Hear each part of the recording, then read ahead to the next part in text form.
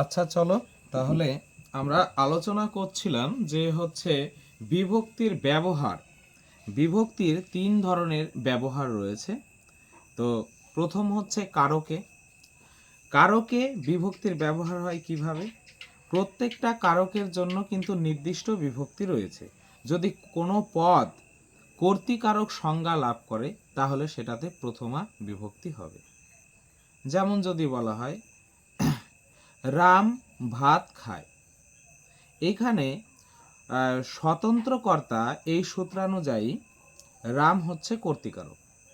তাহলে রাম যদি কর্তৃকারক হয় তাহলে সেটা কি হবে? সেটাতে প্রথমা বিভক্তি হবে। তারও একটা নির্দিষ্ট আমাদের সূত্র রয়েছে, কর্তৃকরণয়স তৃতীয় একটা সূত্র রয়েছে, যে কর্তৃ এবং কর্তা এবং করণে তৃতীয়া বিভক্তি হয়। আবার স্বতন্ত্র কর্তা যে সূত্র অনুযায়ী, যে স্বতন্ত্র কর্তা, সেই কর্তায় কিন্তু আমরা প্রথমা বিভক্তি পাই। তাহলে এইভাবে কোনো পদ যদি কারক সংজ্ঞা লাভ করে তাহলে তাতে কিন্তু নির্দিষ্ট বিভক্তি হয়।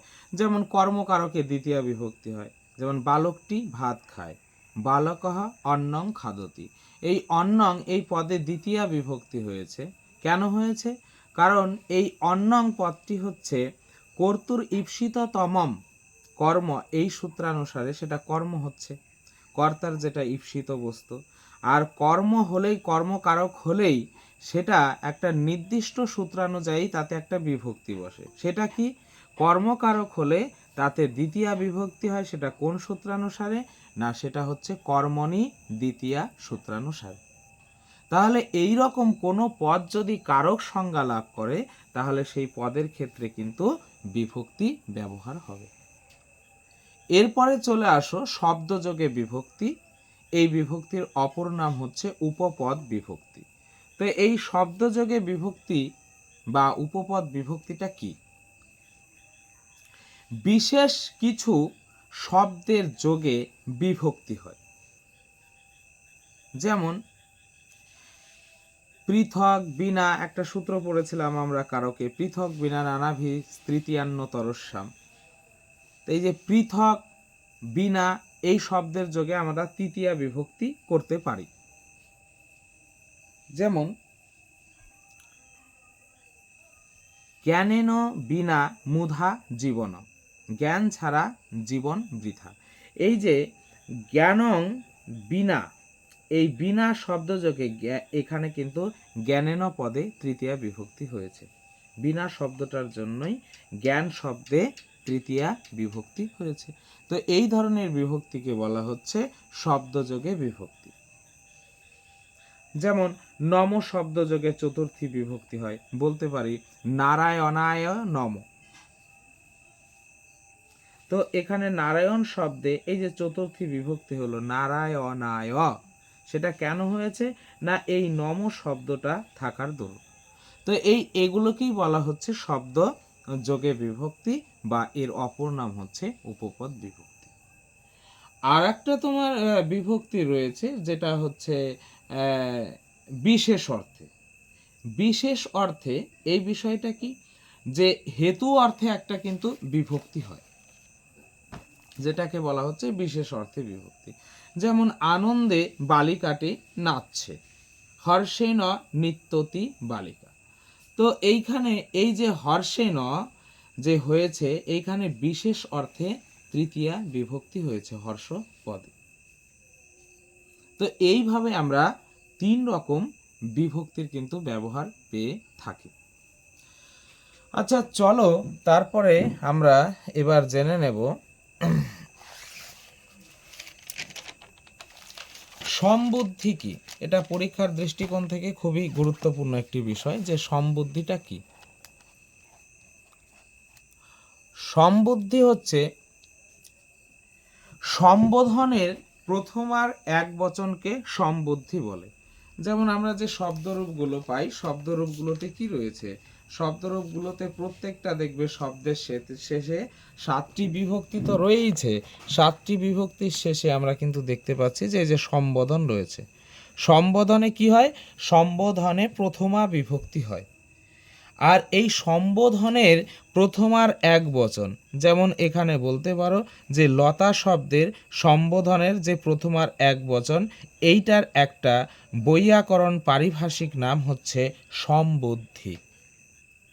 তো আচ্ছা, এই প্রসঙ্গক্রমে তোমাদের বলি, বলো নর শব্দের সম্বুদ্ধি কি হবে?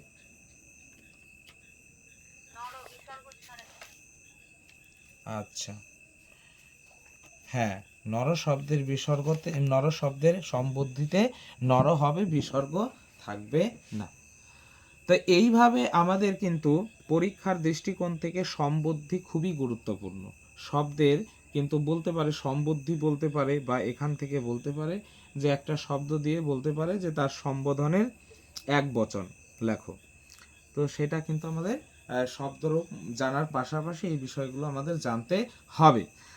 আচ্ছা চলো, এবার আমরা জানবো যে সুব বিভক্তির আকৃতি, সেটা পূর্বেই আলোচনা হয়েছে যে সুব বিভক্তির আমরা 21টি আকৃতি পাচ্ছি, সেটা মুখস্থ করার প্রণালীটাও বললাম যে সু ও যশ অম ঔট শস টাপ ভ্যাম ভিস এ ওসি অস ই, তারপরে হচ্ছে হ্যাঁ ভ্যাম ভ্যাম ওস ওস ভস ভস আম সুপ, এইভাবে আমরা মনে রাখার চেষ্টা করব।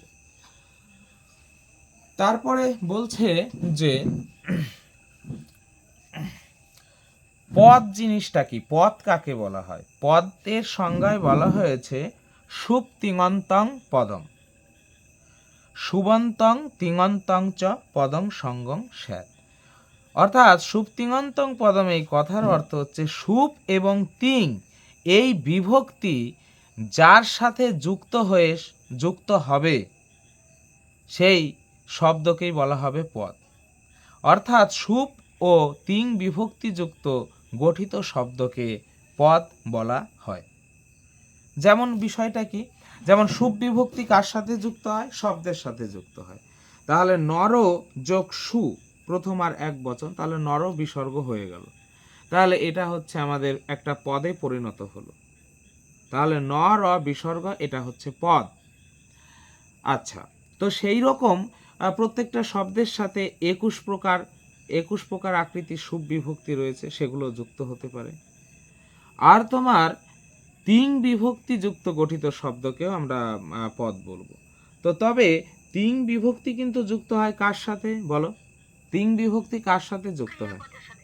না, ক্রিয়াপদের সাথে নয়। হ্যাঁ, ধাতুর সাথে। ধাতুর সাথে তিং বিভক্তি যুক্ত হয়ে ক্রিয়াপদ গঠন করে। তাহলে ধাতু আর ক্রিয়া কিন্তু এক নয়। যেমন শব্দের মূল অংশকে বলা হচ্ছে প্রাতিপদিক, যেমন নরাভ্যাম, নরাভ্যামের প্রাতিপদিক কি হবে? নর, একদম। তাহলে এটা বুঝতে পেরেছ। তাহলে যেমন শব্দের সাথে দেখো সুব বিভক্তি যুক্ত হচ্ছে, সেই রকম ধাতুর সাথে আমাদের তিং বিভক্তি যুক্ত হচ্ছে। তাহলে যদি বলা হয় যে আমাদের বলল যে ভবিষ্যতি, ভবিষ্যতি এর মধ্যে তোমার ধাতু বের করো, ধাতু কোন ধাতু রয়েছে? ভূ ধাতু রয়েছে। আচ্ছা, তো এই রকম হচ্ছে পদ। এই তাহলে কি হতে হবে যে পদ হতে হলে, এক কথায় পদ হতে হলে তার সাথে হয় সুব বিভক্তি যুক্ত হতে হবে, না হলে তিং বিভক্তিও যুক্ত হতে হবে। আর তাছাড়া আমরা দেখো পদ, তারপরে দেখো এই পয়েন্টে বলা হয়েছে না পদং শাস্ত্রে প্রযোজিত, না পদং, ন যোগ অপদং, মানে ন মানে না, অপদং মানে যেটা পদ নয়, যেটা পদ নয় সেটা শাস্ত্রে প্রয়োগ করা যায় না। এখানে শাস্ত্রে কথার অর্থ হচ্ছে সংস্কৃত বিষয়ে। তাহলে সংস্কৃতে তুমি পদ ছাড়া কিছু ব্যবহার করতে পারো না, যা কিছু লিখতে যাও, যা কিছু পড়তে যাও, প্রত্যেকটা কিন্তু পদ ব্যবহার হয়েছে। দেখো এই রকম কিন্তু কথা নেই যে রাম ভাত খায়, তাহলে আমি যদি এখানে পদ না করতাম, রামের সাথে যদি সুব বিভক্তি যুক্ত না করতাম, তাহলে রামে আমি বিসর্গ দিতাম না, তাহলে এটা পদ হলো না। এবার অন্নং, অন্ন লিখতাম শুধু, যেটার সাথে বিভক্তি আমি যোগ করতাম না, অর্থাৎ সেটা পদ হতো না। এবার খাদ ধাতুর সাথে খাদতি না লিখে আমি খাদ লিখতাম, তাহলে কি হতো? রাম অন্ন খাদ। এই রকম কথা সংস্কৃতে প্রয়োগ হবে না। সংস্কৃতে প্রয়োগ হতে গেলে সেটা অবশ্যই পদ হতে হবে। তার জন্য রামের সাথে সুবিভক্তি যুক্ত হয়ে রামপদ গঠিত হয়েছে। অন্নর সাথে দ্বিতীয়ার এক বচন অম বিভক্তি যুক্ত হয়েছে। সেই রকম এখানে এই যে খাদ ধাতুর সাথে আমাদের কি বিভক্তি যুক্ত হয়েছে? না, সেটা হচ্ছে লট তি বিভক্তি যুক্ত হয়েছে।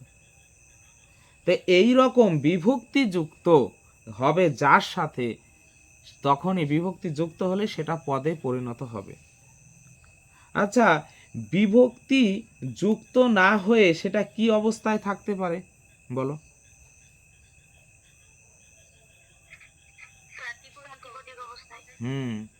বিভক্তি যুক্ত না হলে সেটা প্রাতিপদিক অবস্থায় থাকতে পারে। আর একটা অবস্থায় থাকতে পারে, একদম, হ্যাঁ, ধাতুর অবস্থায়। ধাতুর মূল রূপ কি? মানে ধাতুর অবস্থায় থাকতে পারে, তাই না? আচ্ছা, তাহলে এই বিষয়ে ক্লিয়ার হলাম আমরা। এবার চলো, শুভ বিভক্তিযুক্ত পদকে কি বলা হয়? সুবন্ত পদ বলা হয়। শুভ বিভক্তি যার সাথে যুক্ত হবে তাকে সুবন্ত পদ বলা হয়। বলতো, শুভ বিভক্তি শব্দের আগে যুক্ত হয় না অন্তে যুক্ত হয়?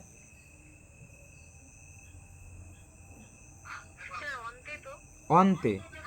অন্তে মানে শেষে যুক্ত হয়।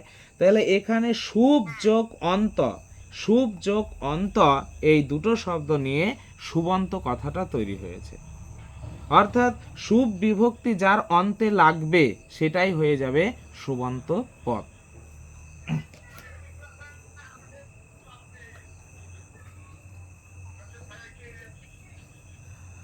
আচ্ছা, এবার আমরা জানব শব্দরূপ। আচ্ছা, এই যে শব্দরূপ, কিন্তু আমরা দুই ধরনের শব্দরূপ পাবো, দুই রকমের শব্দরূপ থাকে। যে শব্দগুলোর শেষে স্বরবর্ণ থাকবে, স্বর থাকবে, সেগুলোকে বলি আমরা স্বরান্ত শব্দ। এই স্বরান্ত শব্দকে সংস্কৃতে আবার বলা হয় অজন্ত শব্দ। আচ্ছা, স্বরান্ত শব্দকে অজন্ত শব্দ কেন বলা হচ্ছে বলো একটু? স্বরান্ত আর অজন্ত দুটো একই কথা। অজ কথার অর্থ হচ্ছে সমস্ত স্বরবর্ণ। আমরা যে মাহেশ্বর সূত্রে প্রত্যাহার করেছিলাম, দেখবে 14টা মাহেশ্বর সূত্র রয়েছে, অ উন রিলি কে ওচ। তো এই যে অজ ছিল, অ আর চ, এর মধ্যে সমস্ত স্বরবর্ণ রয়েছে। তাহলে অজ স্বরান্ত কথার অর্থই হচ্ছে অজন্ত। তাহলে অজন্ত শব্দ কাকে বলে? একই কথা, যে সব শব্দের শেষে স্বরবর্ণ থাকবে তাকে বলবো অজন্ত শব্দ। যেমন নর, অ রয়েছে, মুনি, ই রয়েছে, তারপরে হচ্ছে তোমার পিতৃ, রি রয়েছে। তাই এই স্বরবর্ণগুলো থাকলে সেগুলো হচ্ছে আমাদের অজন্ত শব্দ। আর যেসব শব্দের শেষে স্বরবর্ণ থাকবে না, অর্থাৎ কি বর্ণ থাকবে? বর্ণ তো দুই রকমই হয়, একটা স্বর আর একটা হচ্ছে ব্যঞ্জন। তাহলে ব্যঞ্জন বর্ণ থাকবে। তাহলে যেসব শব্দের শেষে ব্যঞ্জন বর্ণ থাকবে সেগুলোকেই বলবো আমরা ব্যঞ্জনান্ত শব্দ। আর ব্যঞ্জনান্ত শব্দকে সংস্কৃতে বলা হচ্ছে হলন্ত শব্দ। হল কথার অর্থ হচ্ছে সমস্ত ব্যঞ্জন বর্ণ, আর অন্ত কথার অর্থ শেষে। হল যার অন্তে রয়েছে তাকে হলন্ত শব্দ বলা হয়। তো এই হলন্ত শব্দ কোনগুলো? যেই শব্দগুলোর শেষে হসন্ত চিহ্ন যুক্ত থাকবে সেটাকেই আমরা হলন্ত শব্দ বলবো। ধরো বণিজ, এখানে বর্গীয় জতে হসন চিহ্ন রয়েছে, তাহলে এটা আমাদের হয়ে যাবে ব্যঞ্জনান্ত শব্দ। যেমন উপনিষদ, দয়ে হসন রয়েছে, তাহলে এগুলো হচ্ছে আমাদের ব্যঞ্জনান্ত শব্দ বা হলন্ত শব্দ।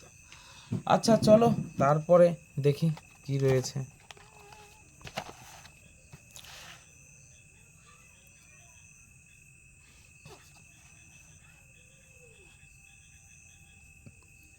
তারপরে রয়েছে, দেখো, বলছে শব্দ সমূহ, এই যে শব্দ রূপগুলো রয়েছে সেই শব্দ রূপগুলোকে আমরা আবার 3 ভাগে ভাগ করতে পারছি।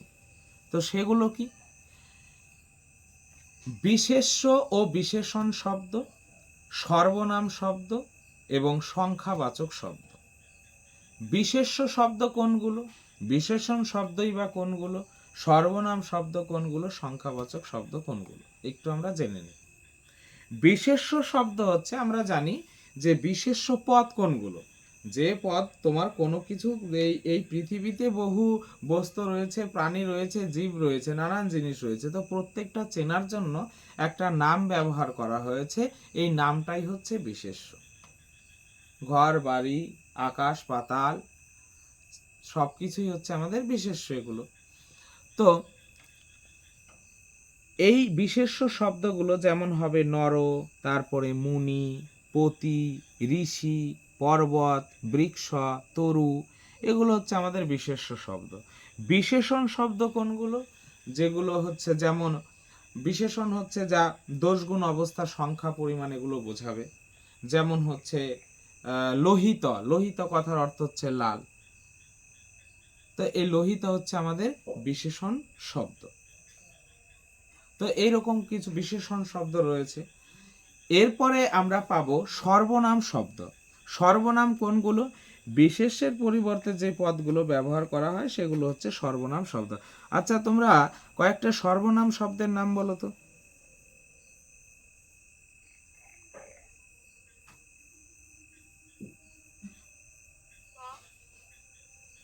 বলো।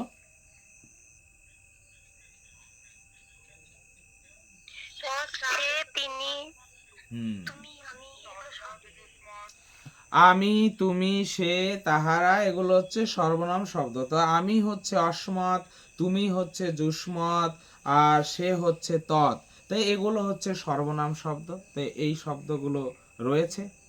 তারপরে রয়েছে আমাদের সংখ্যাবাচক শব্দ, সেটা তোমরা বুঝতেই পারছো। এক, দ্বি, ত্রি, চতুর, পঞ্চ, ষষ্ঠ, সপ্তম, অষ্ট, নবম, তো এইভাবে আমাদের সংখ্যাবাচক শব্দগুলো রয়েছে। তাহলে শব্দরূপগুলো আমরা 3 ধরনের রূপে পাচ্ছি: বিশেষ্য বিশেষণ রূপে, সর্বনাম রূপে এবং সংখ্যাবাচক রূপে আমরা পাচ্ছি। এছাড়াও শব্দরূপ বিস্তীর্ণ আলোচনা করতে গেলে আরো কিছু ধরনের শব্দ পাবো, যেমন পূরণবাচক শব্দ। আচ্ছা, এবার চলো আমরা জানবো অজন্ত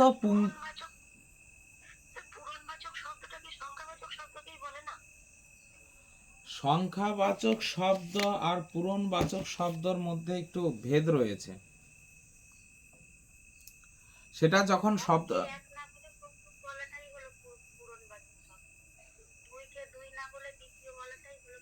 পূরণবাচক শব্দ, ওইটা যাই হোক, আমরা যখন ওই পরপর যাচ্ছি তখন আলোচনা করব, ঠিক আছে? চলো এখন এটা জেনে নেই যে অজন্ত পুংলিঙ্গ শব্দ, এটা আগে বোঝাও যে অজন্ত পুংলিঙ্গ শব্দের অর্থটা কি।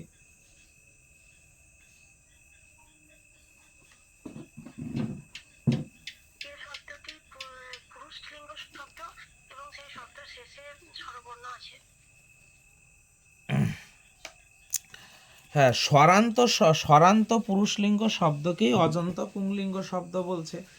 তো অজঙ্গ পুংলিঙ্গ শব্দের একজন যে শব্দগুলো দেওয়া রয়েছে, এই শব্দগুলো কিন্তু আমাদের জানতে হবে, এই শব্দগুলোর মানেও জানতে হবে, আর একটা জানলেই তো আমরা সবগুলো জানি। আর তাছাড়াও যাদের অসুবিধা রয়েছে, আমার একটা ভিডিও করা রয়েছে শব্দরূপের ওপর, সেটা মুখস্থ ছাড়াই শব্দরূপ কিভাবে মনে রাখা যায় তার কিছু টিপস রয়েছে, তো সেটা আমি গ্রুপে দিয়ে দেবো। তো আচ্ছা চলো তোমরা এই একজন এগুলো পড়ো আর মানেগুলো বলতে থাকো।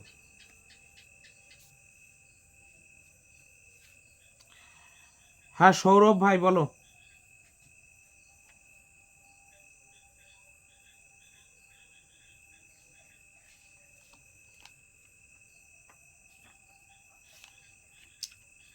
সৌরভ শুনতে পাচ্ছ?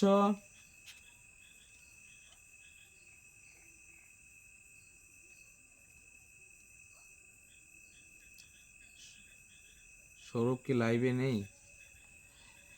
ইন্দ্রাণী বলো।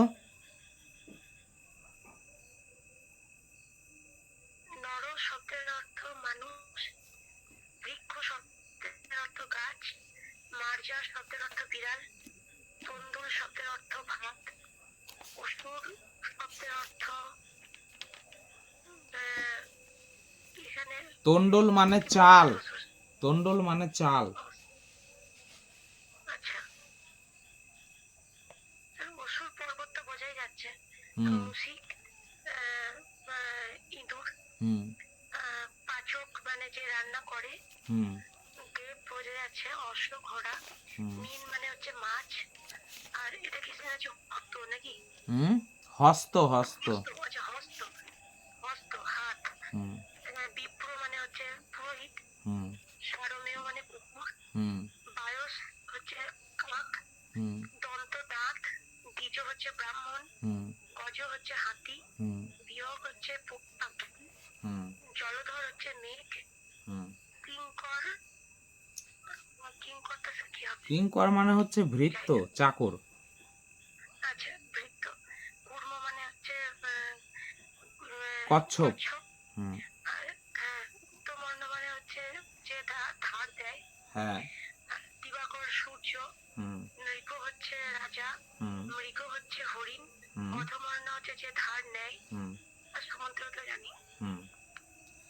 তো এইভাবে তো শব্দরূপগুলো তোমরা যে ট্রিক্সে আছে সেই ভিডিওটা দেখে করে নেবে, আর আশা করি তোমরা এগুলো জানো। তো এই শব্দরূপগুলো সম্পর্কে আমাদের জানতে হবে। আচ্ছা, স্যার আমার একটা প্রশ্ন ছিল। হ্যাঁ বলো। ধাতুরূপ থেকে এখন করবে না, মানে আমি একটা কথা বলি, মানে যখন প্রশ্ন করবে যেই টপিকসটা হচ্ছে সেই টপিকসটা থেকে করলে ভালো হয়, বুঝলে? আচ্ছা তবুও বলো, তুমি যখন আসছে বলো।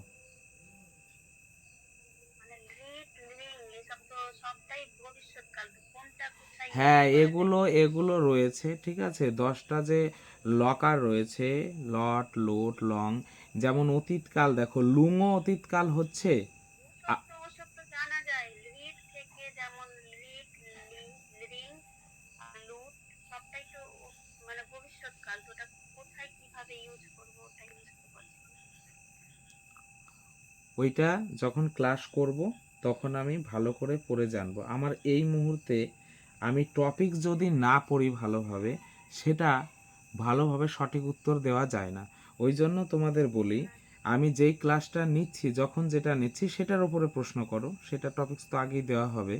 হ্যাঁ, তাহলে বিষয়টা সুবিধাজনক হয়। হ্যাঁ, যখন ধাতুরূপ নিয়ে আমরা আলোচনা করব একই রকমভাবে, তখন সেখানে তোমার যাবতীয় কোশ্চেন তখন করবে, ঠিক আছে? আচ্ছা চলো, এইবার এই দেখো, এই যে অকারান্ত শব্দ, এই যে নর শব্দ, স্বরান্ত শব্দ, যে এই শব্দের পাশাপাশি আমাদের নির্ঝর, তারপরে পাদ, দন্ত, মাস, এই যে 4টি অকারান্ত পুংলিঙ্গ শব্দ রয়েছে, এই শব্দগুলির বিকল্প রূপ কিন্তু আমাদের জানতে হবে। পরীক্ষার দৃষ্টিকোণ থেকে খুব গুরুত্বপূর্ণ, এগুলোর বিকল্প রূপ জানতে হবে। তাহলে দেখি তোমাদের কোথায় রয়েছে। তোমাদের প্রত্যেকটা শব্দরূপ কিন্তু আমি পাঠিয়ে দিয়েছি, তবু আর একবার দেখে নেই।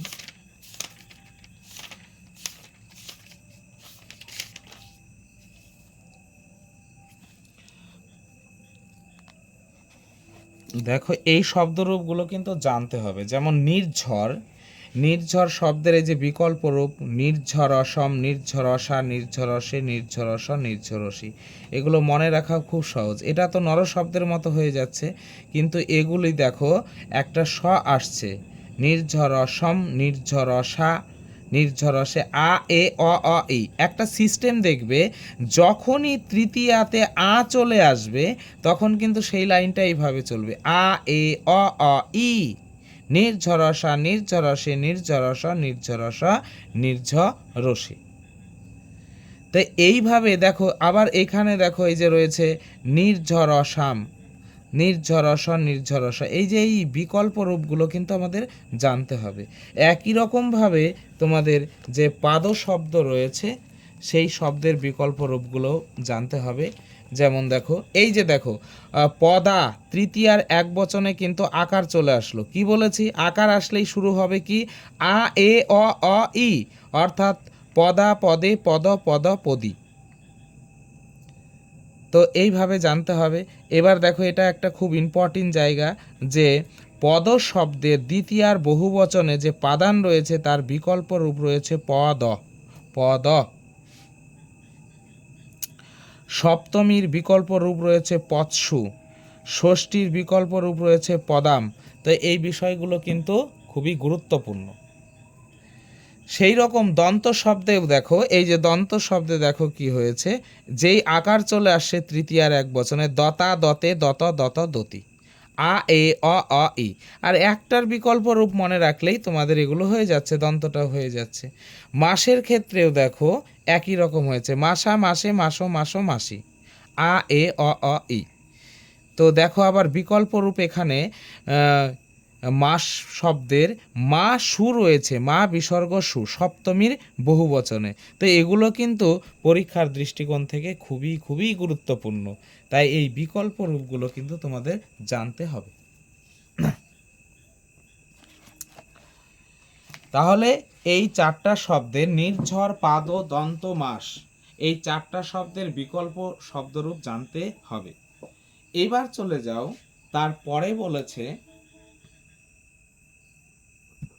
প্রাণ, দ্বার, অক্ষত, লাজ, এই চারটি শব্দ, এই শব্দগুলো কিন্তু পুরুষলিঙ্গ নিত্য বহু বচনান্ত।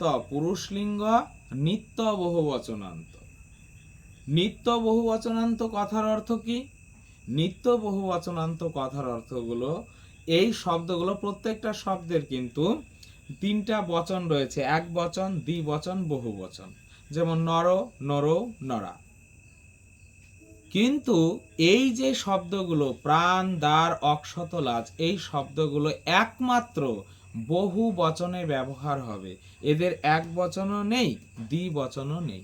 অর্থাৎ শুরু হবে এইরকম, প্রাণা, প্রাণান, প্রাণই, নর শব্দের নরাহ, নরান, নরই, নরেভ্য। তো এইভাবে চলতে থাকবে।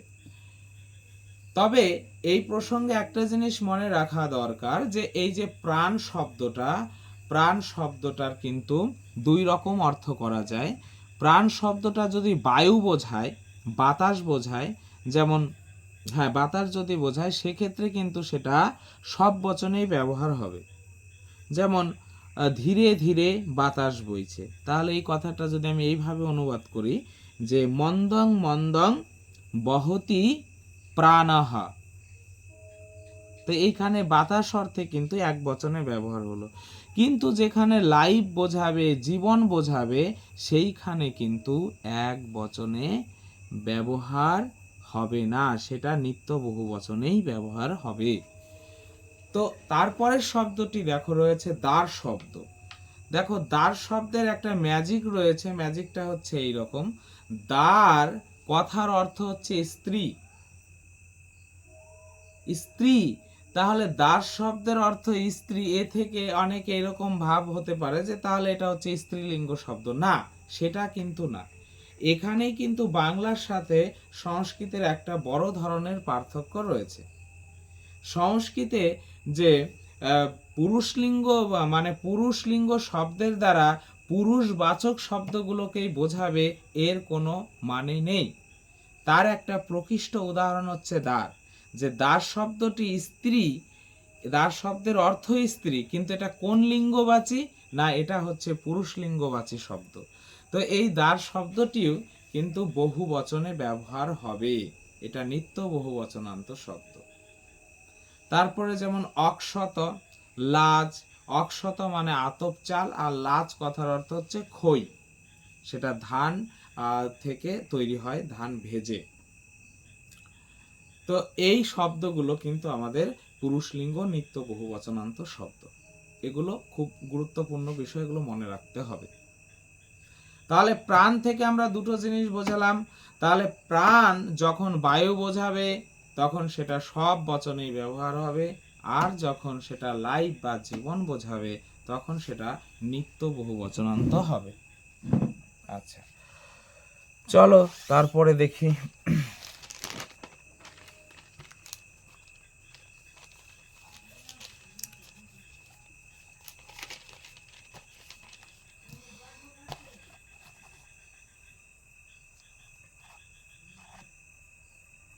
আচ্ছা চলো, তারপরে সেরকমই একটা বিশেষ শব্দ রয়েছে, দেখো মিত্র শব্দটা।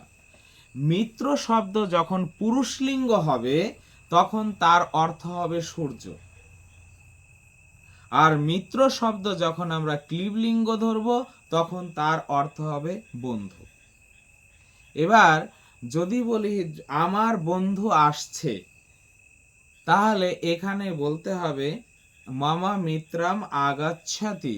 মামা মিত্রাম আগাচ্ছাতি, এখানে মিত্র শব্দটা বন্ধু অর্থে ব্যবহার হয়, এটা কিন্তু ক্লীবলিঙ্গ হবে। আর যদি বলি হচ্ছে পূর্বাশ্বাং দিশি মিত্র উদেতি, এখানে মিত্র পুরুষলিঙ্গ ব্যবহার করা হলো, তার পূর্ব দিকে সূর্য উঠছে, সূর্য ওঠে, তাহলে এটা কিন্তু হবে আমাদের সূর্য। তার মিত্র শব্দটা পুরুষলিঙ্গ হলে সূর্য, ক্লীবলিঙ্গ হলে বন্ধু। এগুলো পরীক্ষায় কিন্তু সচরাচর খুবই দেয় এগুলো, তো এগুলো আমাদের জানতে হবে।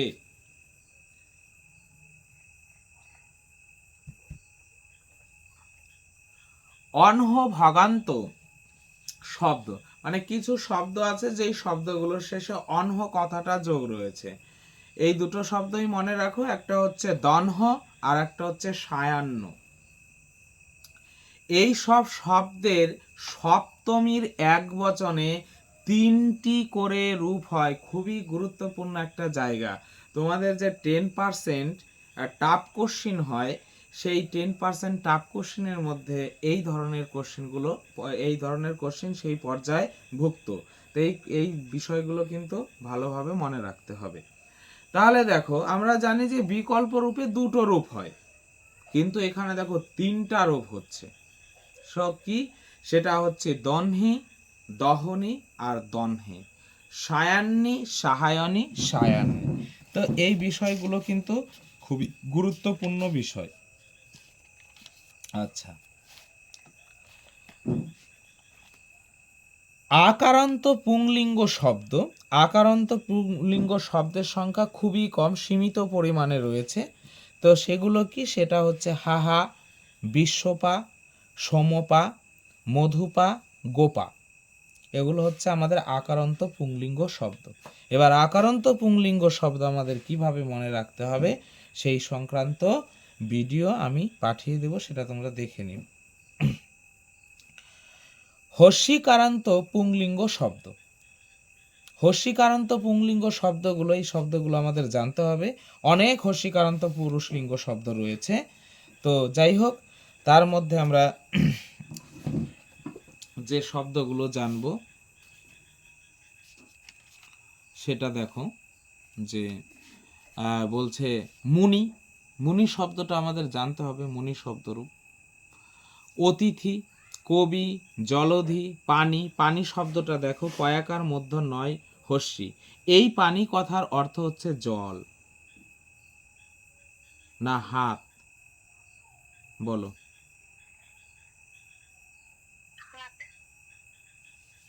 পয়াকার মূর্ধন নয় হস্যি, এই পানি কথার অর্থ হচ্ছে হাত।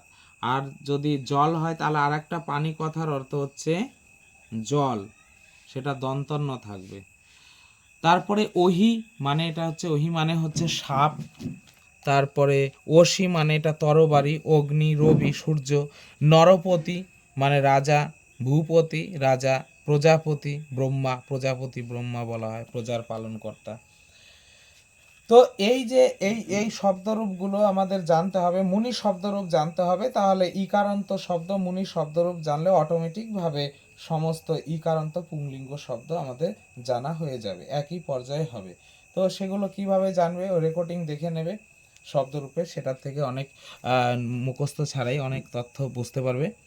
এবার দেখো আর একটা খুবই একটা গুরুত্বপূর্ণ জায়গা, সেটা কি? দেখো, এই যে দম্পতি, জম্পতি, জায়াপতি, এই যে 3টি শব্দ রয়েছে, এই শব্দগুলো নিত্য পুরুষলিঙ্গ দ্বিবচনান্ত। দেখো নিত্য পুরুষলিঙ্গ দ্বিবচনান্ত। আমরা জানি যে নিত্য বহুবচনান্ত শব্দ পড়লাম, কিন্তু এখানে দেখো যে নিত্য দ্বিবচনান্ত পুংলিঙ্গ শব্দ, সেটা কয়টা রয়েছে? 3টা। দম্পতি, জম্পতি, জায়াপতি। এটা 3টা কথার অর্থই এক। সেটা হচ্ছে, বলতো এখানে কোন সমাস হয়েছে? দ্বন্দ্ব সমাস। হ্যাঁ, জায়া চ পতিশ্চ, তাই না? তো জায়া চ পতিশ্চ, তো এখানে হচ্ছে দ্বন্দ্ব সমাস, সেটার বিকল্পের রূপ দম্পতি হয়, জম্পতি হয়, জায়াপতি হয়। এবার এই যে গত 2024 যে এমএসসি পরীক্ষা হলো, সেখানে এই কোশ্চেনটা দিয়েছিল যে কোনটি ভুল বা এরকম একটা ছিল, সেখানে এই অপশনগুলো ছিল যে মানে দম্পতি, জম্পতি, জায়াপতি, আর একটা ভুল কথা ছিল। তো সেখানে ওই ভুলটা বের করতে হতো। তো যাই হোক, এখানে আবার আমরা জানছি এটা অন্যভাবে, যে এটা হচ্ছে পুরুষলিঙ্গ নিত্য দ্বিবচনান্ত শব্দ। এবার দেখো, এবার এই যে আমাদের মুনি শব্দ রয়েছে ইকারান্ত, সেই রকম আরো দুটো শব্দ রয়েছে, যেটা হচ্ছে পতি এবং সখী। তবে এই যে পতি শব্দটা, সখী শব্দটা, এটাও ইকারান্ত শব্দ হলেও এটা কিন্তু তোমার মুনি শব্দ রূপের মতো নয়। আর তার জন্য এই শব্দ রূপটা পৃথকভাবে আমাদের মনে রাখতে হবে, আর এটা খুবই গুরুত্বপূর্ণ।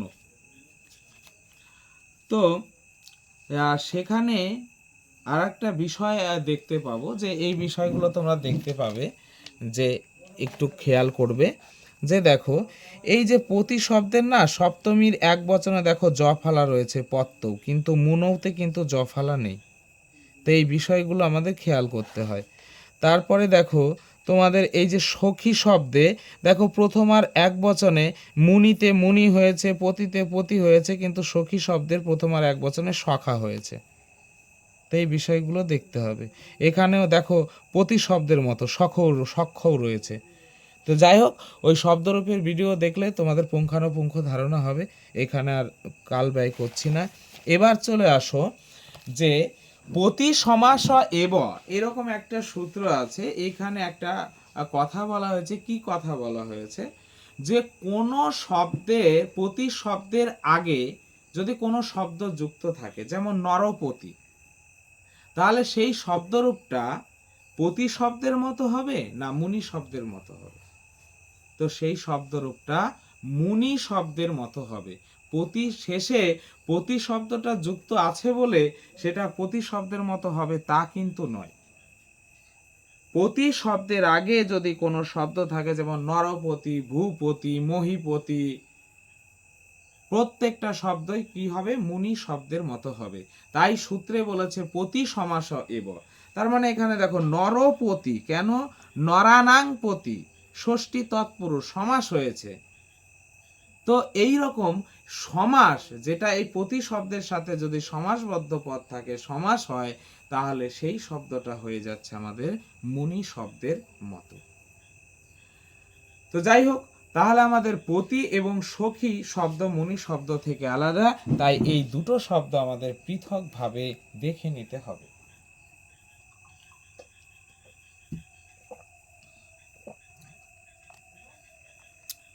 আচ্ছা, চলো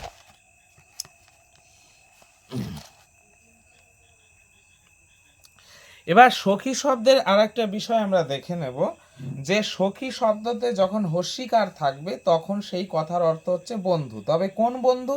সেটা হচ্ছে পুরুষ বন্ধু। এটা পুরুষলিঙ্গ শব্দ। দন্ত স ক্ষয় হস্যি, পুরুষলিঙ্গ শব্দ, আর এর অর্থ হচ্ছে পুরুষ বন্ধু। কিন্তু যদি সখী এই শব্দতে দীর্ঘিকার থাকে, তাহলে সেটা কিন্তু হয়ে যাবে স্ত্রীলিঙ্গ, আর এর অর্থ কিন্তু হবে মেয়ে বন্ধু। আর এই সখী শব্দটা দীর্ঘিকার থাকলে মেয়ে বন্ধু যখন হবে, তখন কিন্তু তার রূপ হবে নদী শব্দের মতো। দীর্ঘিকারান্ত স্ত্রীলিঙ্গ নদী শব্দের মতো। আর যখন ছেলে বন্ধু বোঝাবে, তখন সেটা হস্যিকার থাকবে এবং সেটা হয়ে যাবে পুরুষলিঙ্গ শব্দ। মুনি, মুনি শব্দের মতো না, এটা মুনি শব্দ থেকে একটু আলাদা, তবে এটা পুরুষলিঙ্গ শব্দ। আচ্ছা, তারপরে দেখো যে দীর্ঘিকারান্ত পুরুষলিঙ্গ শব্দ সুধী, এই শব্দরূপটা আমাদের জানতে হবে। এই শব্দরূপে কিছু ম্যাজিক রয়েছে, মানে শব্দরূপে যেখানেই অন্তঃস্থ দেখতে পাবো তার আগে সুধী বানানে সেখানে দীর্ঘিকার না হয়ে হস্যিকার হয়ে যাচ্ছে। তো এই বিষয়গুলো রয়েছে, সেটা তোমরা দেখতে পারো। দেখো সুধী যখন বলছে সুধী সুধী যখনই অন্তস্থ চলে যাচ্ছে আগে হস্যিকার হয়ে যাচ্ছে। সুধিয়া হস্যিকার, সুধিয়ে হস্যিকার, সুধিয়া হস্যিকার, সুধিয়া হস্যিকার, সুধি ই হস্যিকার, সুধিও হস্যিকার থাকছে যখনই অন্তস্থ থাকছে। কিন্তু দেখো সুধি ভ্যাম, এখানে অন্তস্থ নেই তাই দীর্ঘিকার রয়েছে। তো এই হচ্ছে সুধি শব্দের একটা বৈশিষ্ট্য রয়েছে। আর সুধি শব্দের আরেকটা দেখো যে সাধারণত শব্দরূপে ষষ্ঠীর বহুবচনে নাম যোগ হয়, কিন্তু এখানে দেখো সুধি আম হয়েছে, আম যোগ হয়েছে। আর একটা বিষয় এখানে সুধী শব্দের, দেখো সুধী শব্দের তোমাদের পঞ্চমী আর ষষ্ঠীর এক বচনে রয়েছে সুধীও, আবার একই রকমভাবে প্রথম আর দ্বিতীয়ার বহু বচনে রয়েছে সুধীও। তাহলে সুধীও এই পদটা কি প্রথম আর বহু বচন হতে পারে, দ্বিতীয়ার বহু বচন হতে পারে, তারপরে ষষ্ঠীর এক বচন হতে পারে, আবার পঞ্চমীর এক বচন হতে পারে। তো এই বিষয়গুলো কিন্তু আমাদের একটু লক্ষ্য রাখতে হবে।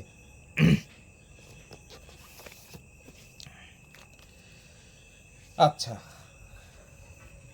তারপরে চলো বলছে হচ্ছে সেনানি। এই সেনানি শব্দটা কিন্তু সুধী, এটাও কিন্তু দীর্ঘিকারান্ত পুংলিঙ্গ শব্দ, পুরুষলিঙ্গ শব্দ, তথাপি এটা কিন্তু তোমার সুধী শব্দের মতো নয়। সেনানি শব্দটা একটু পৃথক রয়েছে। দেখো কি পৃথক রয়েছে সেটা আমরা দেখতে পাবো যে সেনানি শব্দের যখন আমরা সপ্তমীর এক বচনে চলে যাচ্ছি সেটা হয়ে যাচ্ছে সেনার নাম, আর সুধীতে ছিল সুধি ই। তো এই বিষয়গুলো কিন্তু একটু লক্ষ্য রাখতে হবে। এবার চলো আমরা জেনে নেব যে হস্যকারান্ত পুংলিঙ্গ শব্দ কোনগুলো আমাদের পড়তে হবে। হস্যকারান্ত পুংলিঙ্গ শব্দ হচ্ছে সাধু, আর যাবতীয় হস্যকারান্ত পুংলিঙ্গ শব্দ সাধু শব্দের মতো হবে, তবে একটা শব্দ ব্যতীত। সেই শব্দটা কি না, সেটা হচ্ছে ক্রষ্টু। বলতো ক্রষ্টু শব্দের অর্থ কি?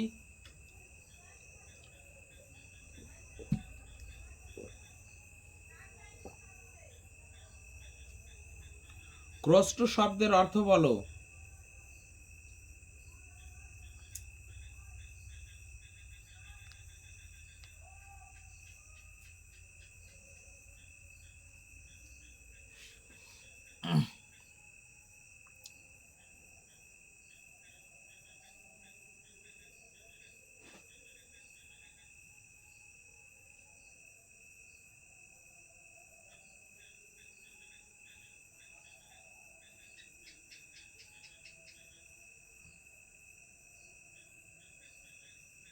হ্যালো, আমার কথা শুনতে পাচ্ছ? স্যার জানা নেই, আপনি বলে দেন। ক্রষ্ট শব্দের অর্থ হচ্ছে শৃগাল। ক্রষ্ট শব্দের অর্থ কি, সেটা হচ্ছে শৃগাল। তো এই ক্রষ্ট শব্দ ব্যতীত যাবতীয় আমাদের হস্যকারান্ত পুংলিঙ্গ শব্দ কার মতো, সেটা হচ্ছে সাধু শব্দের মতো।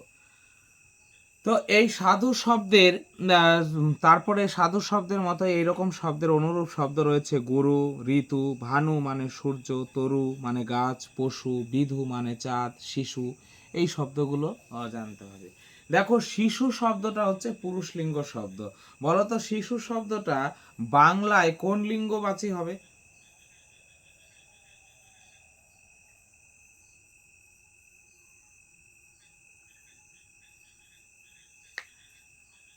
বাংলায় কিন্তু একটা লিঙ্গ আছে উভয় লিঙ্গ। হ্যাঁ, তো এই বাংলা এটা হয়ে যাবে উভয় লিঙ্গ। সংস্কৃতের লিঙ্গ কয় প্রকার? কি কি?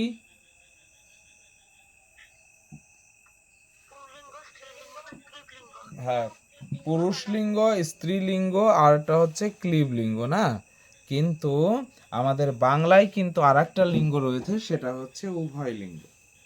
আচ্ছা চলো, এবার আমরা জানবো দীর্ঘ কারন্ত শব্দ প্রতিভু। প্রতিভু শব্দ একটা ম্যাজিক দেখতে পাচ্ছি আমরা, যে প্রতিভু শব্দে যখনই ব থাকছে তখনই কিন্তু বয় ভয় হস্য হয়ে যাচ্ছে, আর যখন ব থাকছে না সেখানে ভয় দীর্ঘ হয়ে যাচ্ছে। তো এই শব্দটা তোমরা দেখবে যে প্রতিভু শব্দে কিন্তু এই বিষয়গুলো রয়েছে।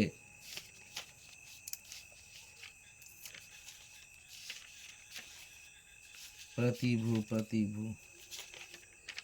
বলতো প্রতিভু শব্দের অর্থ কি?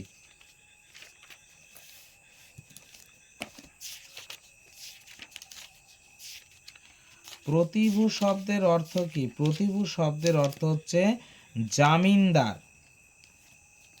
জামিনদার বা গ্র্যান্টার। লোন নিতে গেলে যে গ্র্যান্টার লাগবে সেইটাই হচ্ছে প্রতিভু। আচ্ছা, এইবার চলো এই প্রতিভু শব্দরূপটা একটু দেখে নেওয়া যেতে পারে। দেখো প্রতিভু শব্দে, দেখো যেখানেই ব রয়েছে তার আগে হর্ষকার রয়েছে, কিন্তু যেখানে ব নেই তার আগে দেখো দীর্ঘকার রয়েছে।